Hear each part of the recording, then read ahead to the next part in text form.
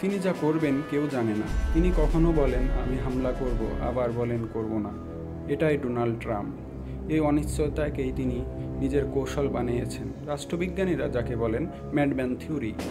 নেতা যেখানে নিজেকে এমনভাবে উপস্থাপন করেন যেন তিনি মেজাজ অনুযায়ী যে কোনো কিছু যে কোনো সময় করে ফেলতে পারেন, ভয় দেখিয়ে সুবিধা আদায় করতে পারেন।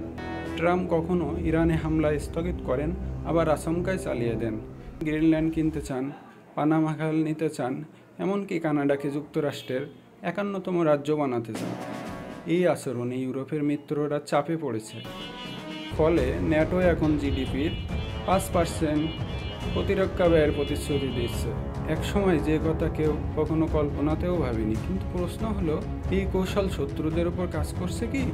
রাশিয়ার পুতিন বা ইরানের মতো রাষ্ট্র এই অপ্রত্যাশিত ট্রাম্পকে এখন হয়তো চিনে ফেলেছে।